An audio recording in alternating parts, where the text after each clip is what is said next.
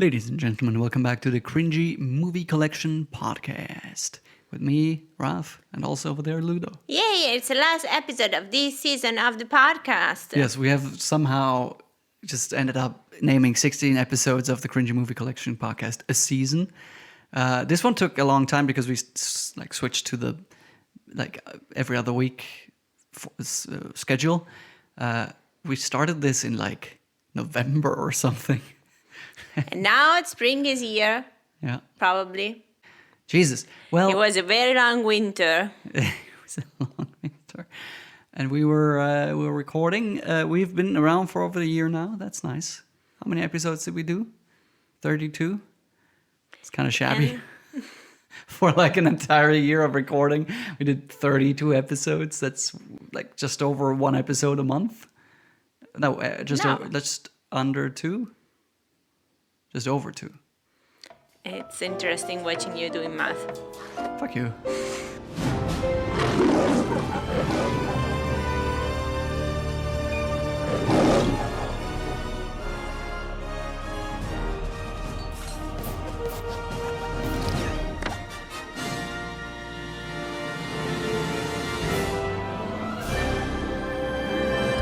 The Incredibles movie that came out 2004, directed by Brad Bird. This movie came out just around the time when I started watching movies, and I was obviously already into the idea of superheroes, but I didn't again, when I was young, I was kind of told that something like Superman is a bad thing, and we've talked about it before. I don't know what gave me that impression. I don't know where that came from, but maybe it was consumerism or just a mainstream thing. And it isn't superpowers, supernatural, kind of ungodly. Yeah, maybe.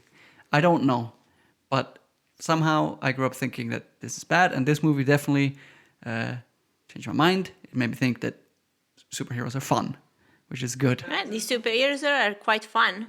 They're pretty fun. Yeah. It's a fun family. In this movie, we follow a bunch of different characters, basically a family, particularly Bob and Helen Parr. They are superheroes. They have aliases, Mr. Incredible and Elastigirl, to be specific.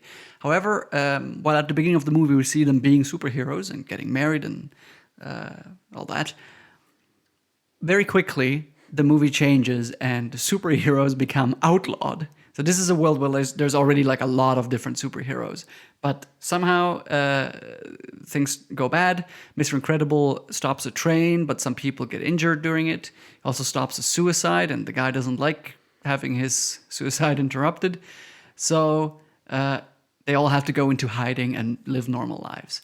So now we flash forward, and Mr. Incredible, Bob Parr, and Helen Parr, they have kids. They have 2 kids. 3 kids. And the baby. Well, yeah, I guess 3 kids. Mr. Incredible is very strong. He's kind of Superman. Elastigirl, as the name suggests, is kind of like Mr. Fantastic, in that she's very stretchy and she can morph into all kinds of things. And then their son, Dash, is very fast. And their daughter, Violet, can go invisible, and she can do force fields, which is the best. And also, that's the lady from Fantastic Four. Yes. Mrs. Fantastic. What's her name? Invisible Girl. Invisible. Probably, actually. Yeah. Very similar. We don't have a Human Torch, though. Not yet. Would they have the baby that yes, at the end of the movie, it turns out the baby has all kinds of superpowers, including being able to become a flaming creature. Anyway, we follow their suburban life, and Bob Parr is not having a good time in particular. He has a really shitty job at an insurance company. If eventually he gets fired because, well, he's not enjoying it, and so he kind of does a bad job. He's disrespectful to the boss. He helps the people file the correct claims. Right. He works at an insurance company, and his job is to prevent people from getting the money, basically, and he doesn't do it. So, strange thing happens. A mysterious lady shows up and leaves a message for Mr. Incredible that asks him to go on a trip to an island and fight a robot. And he secretly, behind his wife's back, does it. He pretends to still be employed, but instead he goes on these trips. There's in fact more than one, where he fights this robot thing. And eventually it turns out that this whole thing is a ploy by an evil guy called Syndrome, who we see at the beginning of the movie. He's a boy back then, and Mr. Incredible disappoints him, and so now he's basically on his little revenge thing. And he has built this robot, this killer robot, that learns each time it is defeated from their opponents. And at the time, was like a weird thing. Right, this was not like generative text or machine learning. This was science fiction. Right. So he fights that thing, and in the end, basically, the robot tries to kill him, and the Syndrome intervenes and makes sure that the robot does kill him, but Mr. Incredible gets away. During this whole thing, Helen gets suspicious because Bob is going on all these trips, and eventually she calls Bob's workplace, and they're like, he hasn't worked here for months. And so she goes on a rescue mission to rescue her husband. The kids tag along, more kind of by their choice than the mom's, except the baby. The baby stays home with the babysitter, which is its own little plot line. And, well, eventually they all end up on the island fighting Evil Syndrome, whose plan turns out to be to destroy all superheroes. You're doing like a Ludo-style recollection of the movie. Well, you are one to talk. His plan, well, it's because it's kind of complicated, because there's several layers to, like, it starts with superheroes are superheroes. Then it goes like there are no superheroes. Then it goes like there are secret, like, undercover superheroes. Then it goes like someone is trying to destroy all superheroes and be fake superheroes. This is where we are now. Because Syndrome wants to destroy all superheroes and then pretend to be one, because he has invented all kinds of gadgets that make him seem very powerful. And also he will send the killer robot thing into the city, and because he has a remote for it, he will fight it, quote unquote, and he will basically pretend to defeat it with his powers, but obviously he's just using a remote. And, well, guess what? The family of supers has to stop him. And they do it. Yeah. And so superheroes are redeemed. I think what's, just since we're beginning at the beginning, I think it's interesting that this movie starts with these kind of like 4x3 little interview snippets. It's like almost like, well, first of all, it's a weird way of opening a big movie about superheroes, because it's just like these people sit in chairs and give little sound bites where they talk about like, it doesn't matter how many times I save the world, it always gets itself in trouble again. But it is kind of brilliant because, first of all, it characterizes particularly Elastigirl and Mr. Incredible, but it's also, you know, like, it gives us an idea of what world this is, because this is a world where there are superheroes and they're on television. Like, they're just like people you can get for an interview.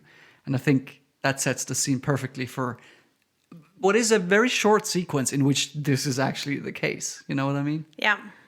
I think that's very good.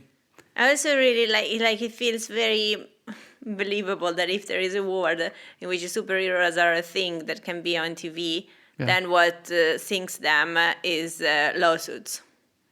I mean, this is because it's like this. These superheroes are basically what influencers are now, right? Like, these people are like, if they show up, it's like, oh wow, except they actually do something, which is like, you know, like they accomplish something in the world where, for the most part, a celebrity is just famous. You know, like that's what they do. I don't know. I think it's good. It's also, it gives us this idea, because you can tell that it's film.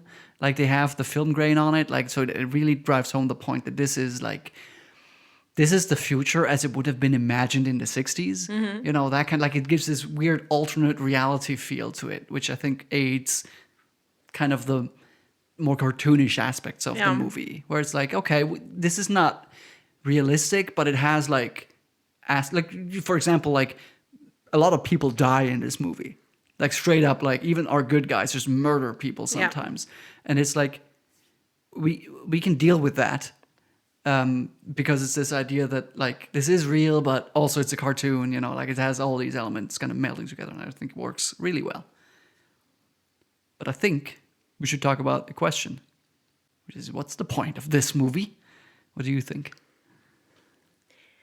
Well, I think that the point that I got from this viewing of this movie is that, Is it your second viewing? yes, Okay. it's like you should not underestimate anybody. You're talking about the bad guy in this in particular? But in general, like also like the kids, and they become like pivotal for the roles. Or like Mr. Fantastic underestimates, like for example, his wife and what she could do, and it Mr. goes Incredible? along. Yeah, a little bit because it No, goes no, on. but you mean Mr. Incredible, not Mr. Fantastic. Oh yes, Mr. Incredible. Mr. Incredible. I think that everybody is just underestimating everybody else that is not themselves. It's a lot about characters wanting to do it on their own as Yes. well. Like this is how I have to do it, and yeah.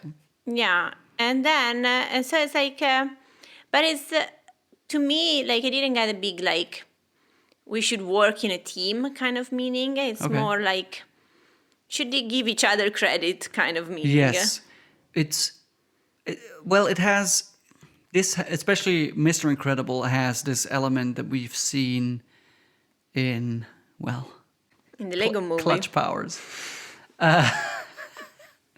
which is, you know, like I work alone, more in the sense that like I don't like, almost like this classic thing where like people sometimes perceive needing help or accepting help as a weakness. And I think Mr. Incredible, whose whole thing is he's physically strong, has trouble with, you know, like admitting that this would be much easier if he had some help. And that's one thing. And I think the other thing is actually not to do with superheroes, which is the kind of, you know, like Bob Parr has a big midlife crisis because he used to be a big shot. And now he's like kind of sad. And he has like, he doesn't really see how like his family is like compensating for what he's lost. And he kind of works through that with the movie. And, you know, it helps that it turns out that his family can actually substitute heroic experiences literally. Like at the end of the movie, he's getting both back what he's lost and he does it through the family. But the point here, I think, is that, you know, like he realizes at the end, at the end of the movie, he wants to do it himself because he's worried that his family will be hurt, not because he thinks, you know, like that he's strong enough to do it himself. And that's kind of the trajectory he's on. Like he understands what is most important to him. And that's a very classic point, which is like, you know, you first have to lose what is most important to you for you to understand how important it was to you. Because he thinks his family is dead halfway through the movie. And when it turns out it isn't, he just suddenly becomes more humble and he's able to like apologize to his family and like grow as a character. Mm-hmm. I also think that this movie has the big kind of question about what does it mean to be special, because one of the things that the villain wants to do is he wants to eventually sell all his inventions so that everybody can be quote unquote special. And he says, you know, if everybody was special, then no one is. And Mr. Incredible's son Dash also says that at some points. He says, you know, if we're all special, it means no one is. And I think that the movie makes a good point as to what it means to be special. Do you think? Did you get anything in that respect from it? Well, you have your thing, and this makes you special. And sometimes it makes you special even if like the rest of the world doesn't acknowledge it. Mm-hmm. Like you still are special because you have your own special thing. Basically, it's the opposite of Batman Begins, where he says, you know, it is not who I am underneath, but what I do that defines me. But in this movie, it's actually the other way around. It's like the fact that Dash can run fast isn't what makes him special. What makes him special is that in a time when, you know, he can help someone by using this power, he does it. And he does it at a high risk. Like he helps his family at the end being chased by gun people. To be fair, he's having a lot of fun doing it. Yeah, because he can run on water. But ultimately, he does something special. Yeah, it's like what you're especially caring, like what it's like the thing you care about the most is what makes you special. But I do agree that if everybody's special, then nobody's special. Like it has a point. Well, if everybody's special by default, you know what I mean? Yeah. Like if special means nothing, like if we can't actually pinpoint what it means to be special, like you know, like when we paint, for example, we're not artists, but sometimes we sit down and we paint things that we like to paint, and when we do, we paint it the way that in our minds it feels right, and hopefully in our hands it is possible. Like those are the two incompatibilities that we fight against. But when I see your painting, it's special because you made choices there, and that's what's special. And yeah, it's true. The choices themselves aren't special in the sense that no one else could have made them, but they're special to me because like I care about you, and so therefore the painting that comes out has some of you in it, and that's what's special about it. Mr. Incredible, he has like his office, and his office is like this shrine to the glory days. Yeah. And one of the little details that I always loved is after the interview sequence in the movie, the music goes dum da da, and the whole superhero montage thing happens. It's not really a montage; it's just a sequence of Mr. Incredible going on like 3 different kind of missions, so to speak. And this music, this piece is called "Glory Days," if I remember correctly, and it is also what Mr. Incredible hums when he goes into his office the first time, and he goes do do do do do do do do do do, and that's just love it. Yeah. it's perfect. And I think that this like portrait of Mr. Incredible is that is very relatable. Like then it can be also a story that is not about superheroes at all, because it could be just like a guy that was like in college football, for example, and he has his own shrine with his jersey shirt and all like the paper news of the victories of the There's team. like a real world equivalent Yeah. to that. It's not a like, and I think that's true for pretty much all of this movie. Like it is like a silly superhero movie, but just like Spider-Verse, where it's like, you know, whether or not you have spider powers doesn't mean you're not coming of age. Like, and in this case as well, like, yeah, you might have grown up and peaked early. You know, that's what we sometimes say. Like, if you peaked in high school, then maybe you were still like. I still haven't peaked, guys. So, like, war should tremble. I sometimes feel like I've peaked, but not in terms of like accomplishment, but just like, I don't know. I liked. When I started being a journalist, like I was very enthusiastic about it, and I was like throwing myself at that job, and I moved out and I made my own money for the first time, and I was, you know, like in this whole different mindset. And now I'm like more cynical about it, like a little more like it's a job, you know. But I'm also not ruining myself psychologically, so because that level of intensity of experience is probably like such like football. You can't do that forever. Yeah, and like in this, like equivalent, it would be that he just like starts taking like doping substances, so he could like play football again, and then it goes wrong. Yeah. Anyway, what I absolutely love about this movie is the music and that little detail that he actually hums the soundtrack of the movie within it. It's jazzy as fuck. It's Michael Giacchino. Apparently, they recorded this on tapes. Again, because of this idea of like pseudo-futuristic, like, you know, like if we made this science fiction movie in the 50s, or so they were like recording it on tape. And I mean, it sounds great. It's a soundtrack that I had the CD off as well. And it's just, especially like in the action scenes, like it carries you through it, especially when maybe sometimes the animation is not bad, but like this is 2004, and so there's a certain level of like rudimentariness to it, you know, like where like what we're seeing is actually not that impressive. It's good, don't get me wrong, but like the music just gives it that little bit more of a kind of a, you know, it rounds off the edges a little bit, so that like it feels like more of a cohesive experience. Yes, I like the theme and I like the songs, like in the music when there are little montages, but in the other instances I haven't noticed that they like the scoring, so this is probably a good thing. Yeah, I mean, there's not always music anyway, but there's a lot. Like it's just a jazzy big band feel. Like there's a lot of saxophone and brass and like, and it has the almost. Sometimes you can almost like picture like the pow effect in front, like like. Yeah. It's just a good time. Love it. What do you absolutely love about this movie? I really like Edna. Edna Mode. Yes, I think that she's sassy as fuck, Yeah. and I especially like her explanation of why capes are not an option. Capes are not an option for superheroes because She has it's a whole list of. yeah, it's too deaths. dangerous because like the cape just like adds too much. It's dangerous. It gets stuck Yeah. on things, and Yeah, it's a liability. which does come back at the end of the movie, and I always felt that it was kind of stupid because the idea is the cape gets stuck in things, and particularly like in a turbine of a plane. But in this case, he's getting sucked in before the tape gets stuck. It gets stuck, which means that the turbine was strong enough to pull the guy in. So the tape didn't make a difference. Whereas, like, if the tape had been stuck, It's a cape. sorry, if the cape had been like, let's say he was standing on top of it, and it just dangled down and it got stuck. Yeah. That would mean okay, the cape was to blame. But in the case of Syndrome, he was gonna die anyway. Like that was gonna happen one way or the other. So that always bothered me a little bit.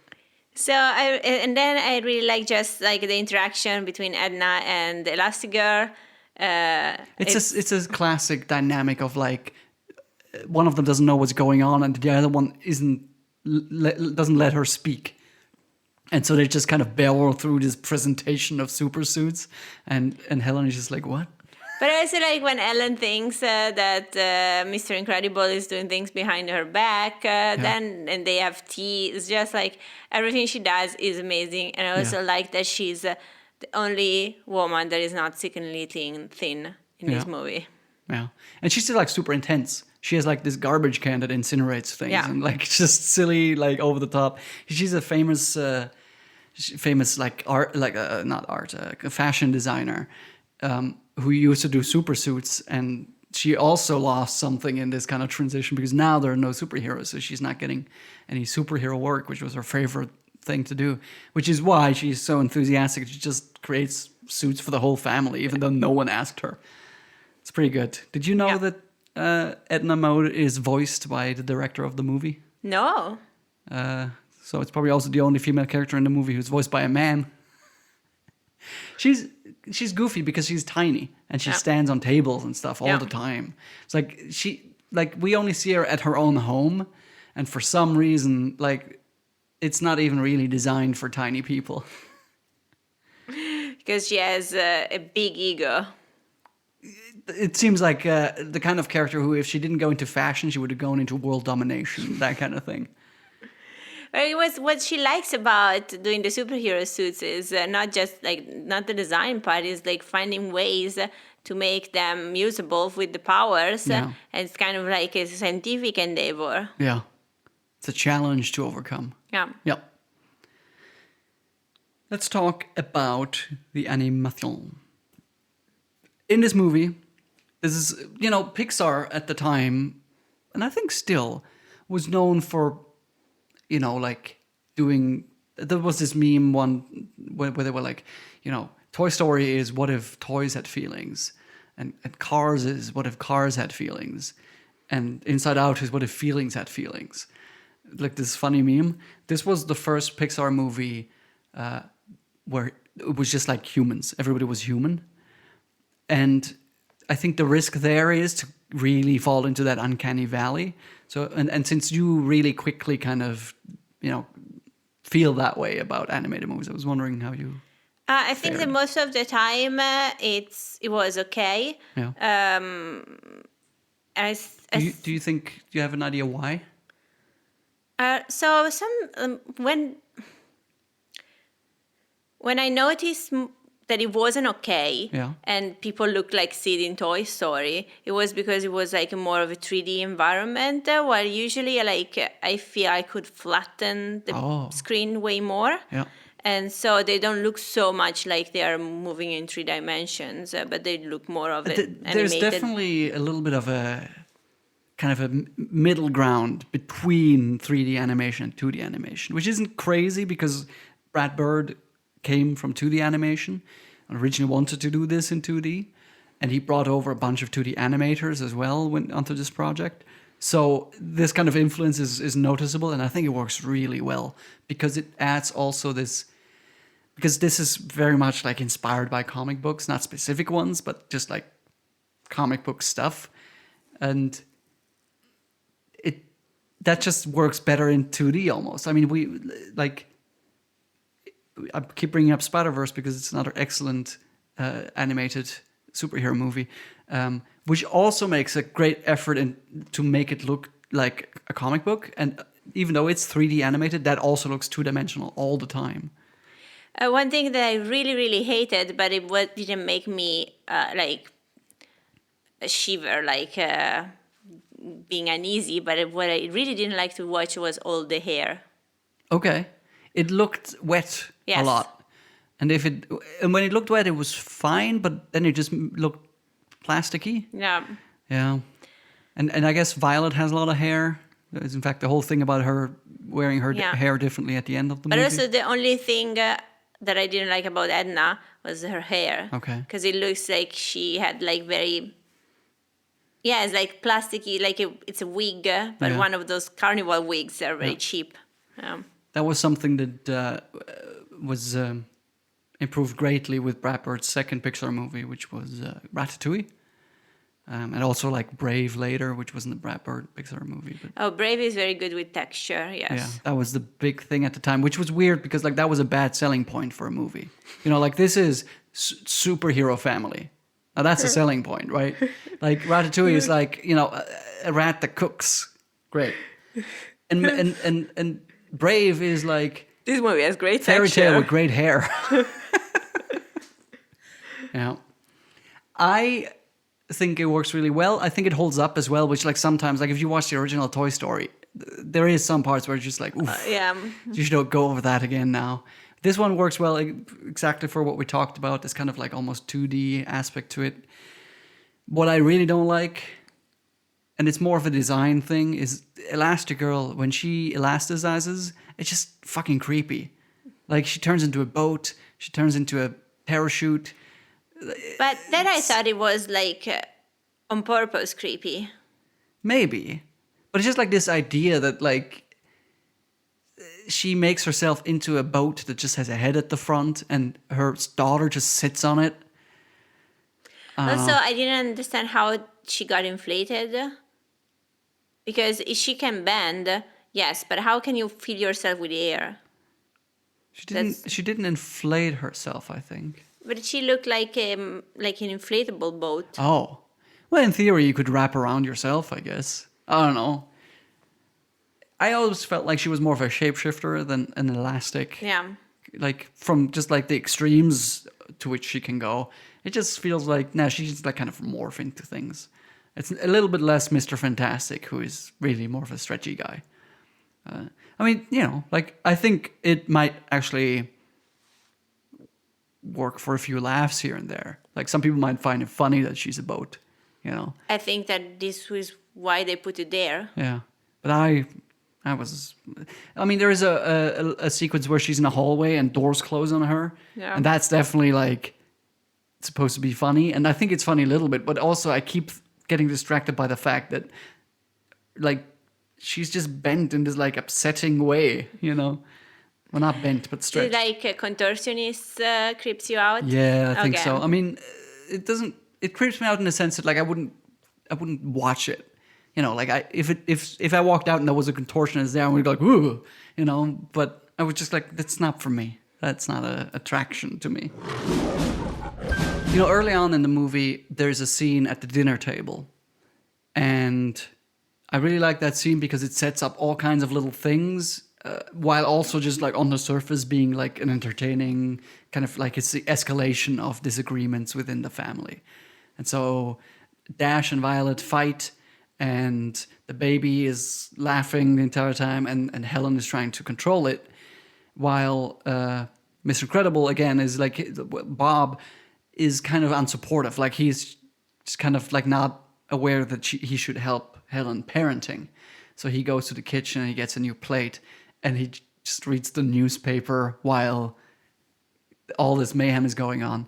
And he looks at the newspaper and it says like, oh, this lawyer disappeared. And he goes, like, oh, Gazer Beam. And, you know, the first time I saw this movie, I was just like, oh, he's reading this thing about this guy. And the funny part is that, you know, he doesn't hear the noise from the living room or from the dining room. But of course, it's actually set up because Gazer Beam is later found dead. And the thing that I absolutely hated until I saw this movie today for this podcast about this movie was that when Mr. Incredible hides from the explosive, he comes across a cave, and in this cave, Gazer Beam's dead body can be found, and he's looking at a rock wall, and Mr. Incredible looks at it too, and it says Kronos. And then it turns out Kronos is the password for the bad guy's mega computer. And I always thought, why the fuck would that password just be down there in a cave at the wall? So, no, it's into that Gazer Beam has written the password for Mr. Incredible. But Not specifically for him. Yeah, it was like for whomever is gonna come. But also, like, how did he know about the password? And also, I think That's not important, though. Like, he maybe found out about the scheme as well. And I also before dying, he left this clue.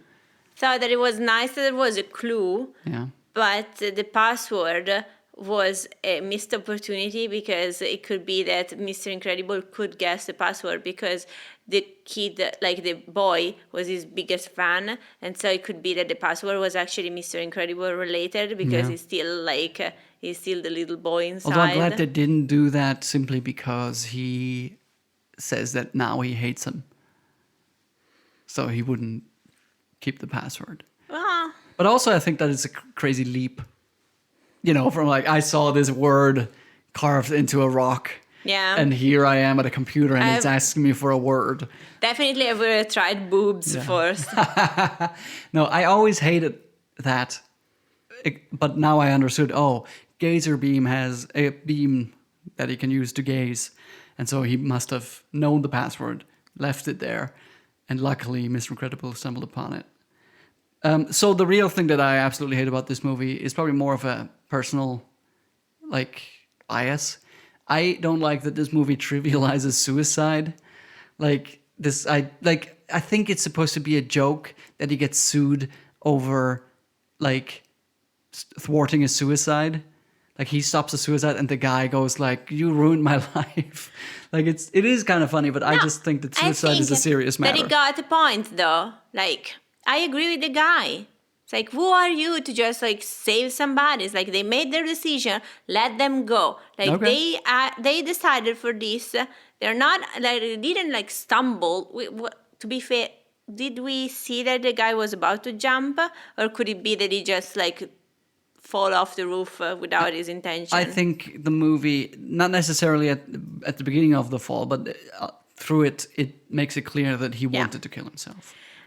Like, we should respect everybody's wishes. Yeah. I don't like that, like, the lawyer is like a predatory lawyer that probably has, like, bench ads and stuff like that. These kind of lawyers that chase ambulances to make a case and make money. Saul Goodman's. But it's like, the guy got a point. Right. But in the movie, that's like, it's just like a throwaway thing, you know, like, especially, like, it almost feels like they had a plan B. Like, in case the suicide is too heavy, let's also have the train. Because they also say, oh, the whole train sued him, which made the suicide even less important. Well, that is like, because that is very realistic, though, because once one starts to sue and he sees that, he has grounds, then everybody's going to sue, and there is just a snowfall of lawsuits because people saw that one case was won, and especially in the United States, in which is a lot about precedents, then everybody's going to sue. Yeah. I don't know. I personally think that if you're gonna put suicide in your movie, you should like be ready to tackle that topic, and I think this movie doesn't. And so I don't like that. But I also think that like even if it was meant to just as kind of like a funny way that these glory days come to an end, you should be allowed to joke about anything. Just because I don't like it, like whatever. But that's what I absolutely hate. How about you? So, since you picked this one, I'm gonna pick the one that it's pretty silly, but it made me uncomfortable during the whole movie. Okay. And it's just like all the women are incredibly thin. They have no waist, and even if they're not tall, like we don't know how tall they are, but even if they're not tall, they look like they are just this longilineal line that it was very in fashion They look like in they're made the from toothpicks 90s, sometime. and like, and it just triggers my body dysmorphia, so I don't like it. No. I think it's unfortunate because like this, I don't know, it just was not necessary. Like, especially like, what if? Oh, and especially, it's like because we see Elastigirl and she's one of them, and even when she's a mom and everything, she's still like incredibly thin with a very snatched waist. Well. And then there is like she has birthing hips, but she's like she has like this tiny, tiny, tiny waist, and she is very unrealistic comparing to the regular woman. Now, and to be fair, has, she has the power to look however she wants. but there's a moment in which she was running around and she sees herself in the mirror and she looks at her backside like, oh my gosh, she's so big. It's like, no, it's not big. Well, it's she doesn't. not too big. But she doesn't say that. But we know what she's No, you thinking. know that. She gives this sign. I've always wondered what that's supposed to mean. Does it mean she doesn't like her ass? Does it mean she likes her ass? I don't know. Yes, this is what diet culture has told us, that if you see yourself in the mirror, you should think that whatever you see, it's too big. And she's doing the same. You're coming at that with your own biases, and so to you it's obvious what she's thinking. And I think there is some interpretation, like it's open to some interpretation. I'm not saying that your interpretation is at all implausible. I'm just saying I've always wondered what it means, and I don't necessarily agree with you that obviously it means that. But I agree that, especially because this is a very stylized way of portraying humans, you had wiggle room. Why do they all look so thin? And it's even more noticeable because it's stylized, because they look unnaturally thin. They look like sticks. And I agree that that's unfortunate because it perpetuates certain kind of stereotypes. Also because there are no sticks men. Like all the men has different shapes. Right, like we have kind of like generic guy in those kind of goons, that syndrome. And they're just like the most human-looking humans in terms of the shape. You have Mr. Incredible who gets fat, which is kind of a part of his story, so that's fine. It's like, if you have that, why are there not a single fat woman in this? Yeah, but also like we have Mr. Incredible that is like very big and built, and then we have Syndrome that is his own like kind of, he didn't grow up. We got Frozone, who's a thin guy. Yeah, it's like we have all the different the males in this movie has a different. The only strange shaped woman is Edna. Yeah, that is also voiced by a guy. Sorry? That is also voiced by a guy. Yeah. So it seems that Edna is not really like completely female. It's not seen as a female in this. It's just seen as a Edna. Well, I think just to be clear, like if you want to know the history of Edna's voicing, is that they had trouble casting the role because the person that they wanted didn't pass after like a long process, and then like 2 or 3 other candidates fell through. And so Brad Pitt said, I'll do it myself. It's not that they always intended that. And I do think that Edna, as like, like there's some stereotypes attached to that. Like she's a fashion designer, which is something that is not exclusively a female domain at all, but it makes sense. Like like that, it's not an unusual profession for a woman. So I don't think that she's like not female, but it is more of an amorphic character in the sense that like, it's barely even a character. It's more of an intense caricature. Yeah. I don't have a lot more to say except some nitpicks. Okay. One of them is that this movie does something which, you can forgive it because it's a kind of comic cartoonish, like. But a lot of movies do this, and I hate it in this one too, is they misunderstand how lava works fundamentally. It's this classic thing where you feel like if someone is trying to push you into lava, as long as you can keep your head from touching it, you're fine. That's not how it works. Like the air around lava would be so hot you would not have a face by that time, right? Like you would be charcoal. But this makes it more funny. If the movie somehow like alluded to it, but it doesn't. It just treats it as this like weird, like don't touch the lava kind of, like the floor is lava. Like there's an actual scene where he runs between two curtains of lava, which is unclear how that works as well. But he runs through it, and the curtain kind of closes from left and right toward him, and he just barely makes it out.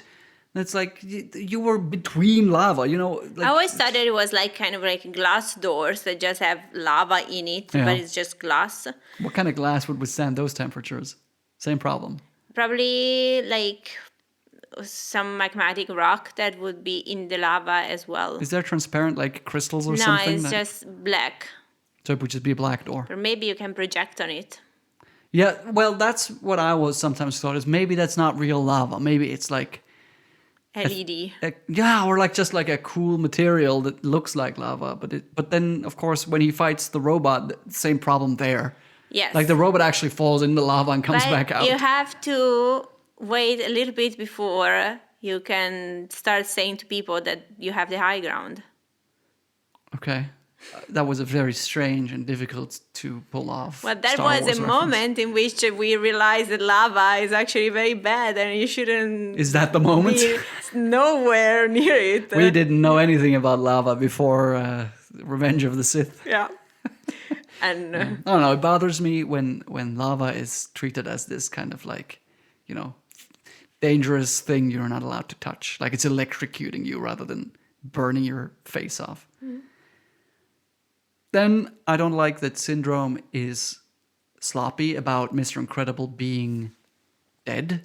Yeah. When Mr. Incredible jumps off kind of a cliff, Syndrome throws a bomb after him and then sends a little drone to check if there's any life forms. Well, this drone apparently can't see behind things, and it does one scan. So it's just like, why would you assume that Mr. Incredible, who is pretty competent, in fact, the only reason why he is defeated in that instance is because you interfere, because Mr. Incredible was actually kicking the robot's ass too much. Like, why would you assume that he's dead just because a drone did one scan in a place that you couldn't see? Like, why wouldn't you at least send a search party or something like that? yeah, I also think that like he's a bit too stupid for somebody that's supposed to be very smart and can invent all the things. Like since he was a child, he invented the flying boots and things like that. So it's like it's a smart kid that became a smart adult. So why do you do things? But particularly when it comes to the technical, because he's an inventor. That doesn't mean you're generally speaking you're just smart. But like how this drone that you built works. So you should know its flaws. But as well. I do have to say that his character reminds me a lot of Elon Musk. So maybe it could happen. Well, what are the I parallels? think that this is his plot. That is his He's gonna plot? make all of his invention and then he's gonna do something with it. Like what? Conquer the world? Probably. You know what? I really like that Syndrome is the kid from the beginning of the movie. That's so much better than like another random guy. And he turns into like this Bond villain, right? Like he has this big lair and like, before we started recording, you mentioned that you didn't know if you get all the references in this movie. And I think there aren't a lot of references. It's more like, you know what a Bond villain looks like, And it's not that there's anything specifically from a movie that you like. I'm sure there is a lava lair in one of the James Bond movies, but that's not the point, right? The point is like this megalomaniac nonsense. And it's the same with the superheroes as well. I mean, like, I don't know about this, but Brad Bird claims that he didn't know about the Fantastic Four. even though two of his characters are exactly the same. Since like the comics are out since the 60s, seems weird. Right, but the point is that he's not referencing specific comics, right? Like he's saying, like, yeah, I know how, like, comic books, like what happens in them, and I've read a lot of comic books. So you And like you don't even know, like you didn't even do research when you start writing this movie. No, but like I it doesn't mean, like it's possible that he didn't read the Fantastic Four specifically, and it's more this movie is clearly inspired by these things, and because of that, there's not a lot of overt referencing, which I think is good for the movie, and it's interesting that as someone that hasn't seen a lot of these kinds of movies, you actually get the vibe that maybe I'm missing. yes, some like references. what I kept thinking is like this seems like a reference, Yeah. and because what happens is that otherwise it seems like it's like a superhero template of what this is what a superhero looks like, and this is what like Maybe. a villain looks like, and the villain layer looks like.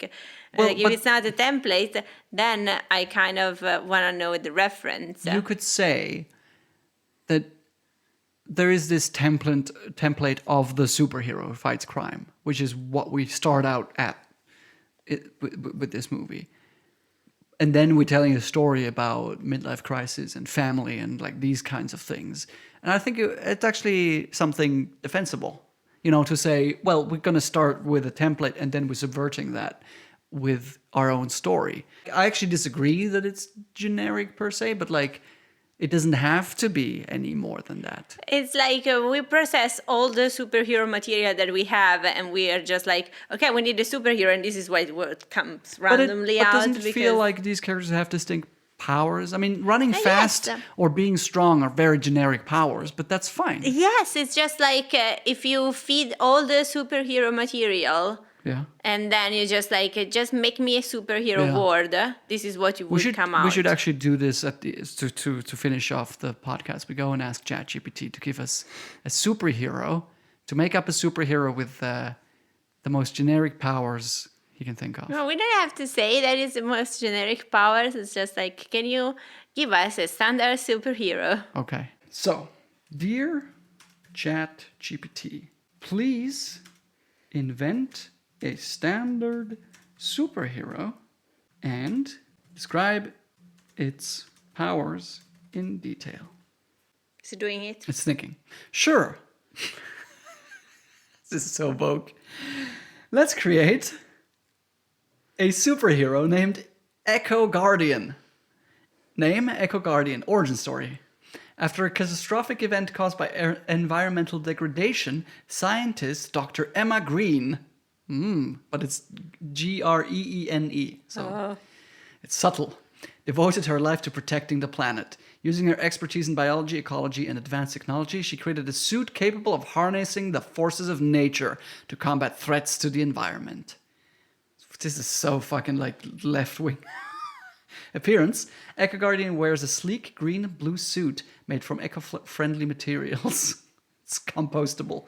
The suit is adorned with intricate patterns resembling leaves and water droplets, symbolizing her connection to nature. Does he have a cape? It doesn't say so. Okay. But there are strengths and weaknesses. Powers and abilities. Elemental manipulation. Echo Guardian can control the elements of nature, including earth, water, air, and plants. Earth, water, air, and plants? Where's fire?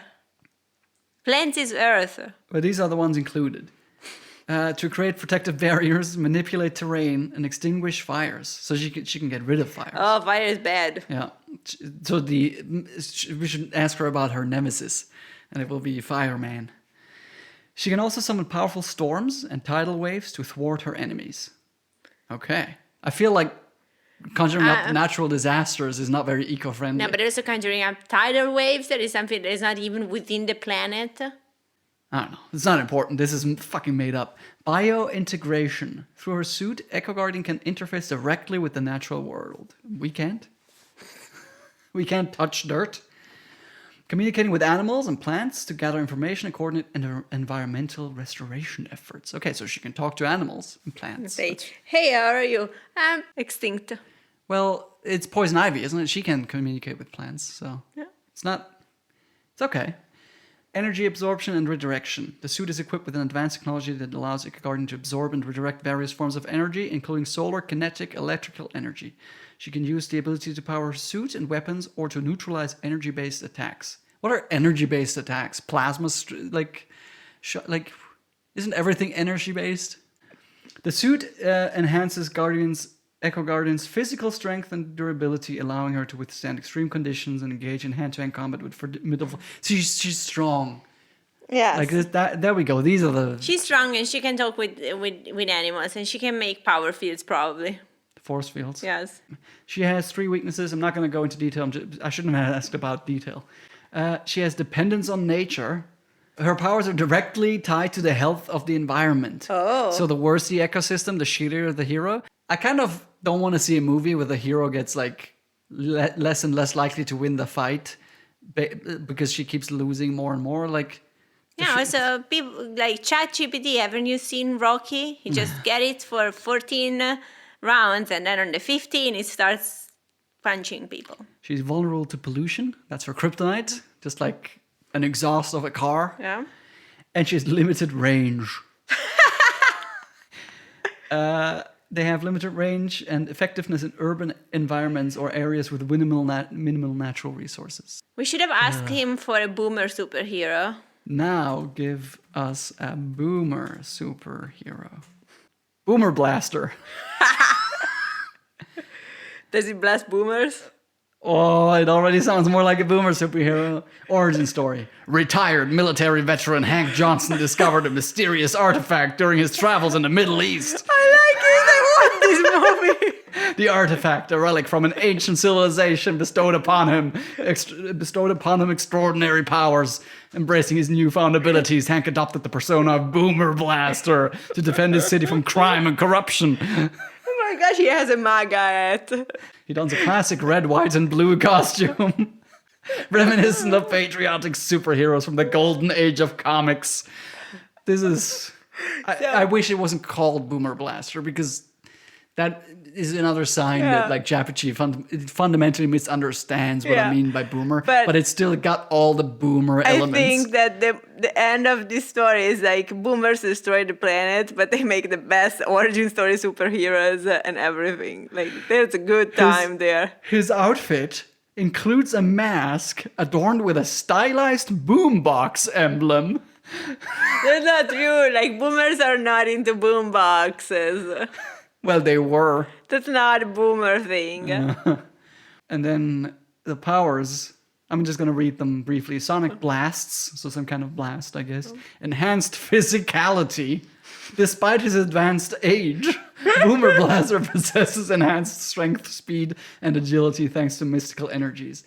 Tactical mind, because he's got military experience. Yeah. Gadgetry. I didn't read it, but his belt has gadgets on it, Batman style. And energy absorption, because boomers use a lot of energy. That is true. Weaknesses. Limited mobility. He needs a walker. Vulnerability to technology. Another hit. And, pretty bad for him, he has a moral code. Despite these weaknesses, Boomer Blaster remains a symbol of courage, patriotism, and resilience. We, from the Cringy Movie Collection podcast, wish you a wonderful summer. Maybe there will be videos, maybe not. I think what we might do is we might record some episodes in advance, but we won't. Okay, go save the world, people. For next episode, whenever that comes, we're going to discuss the TV show Chuck with Zachary Levi. So, if you haven't seen Chuck, I recommend watching it, or some of it. And we'll discuss it. Probably focus a lot on season 1 and 2. But, if you enjoy it, keep going. If not, that's fine. Okay, I'll see bye. you after the break. Bye-bye.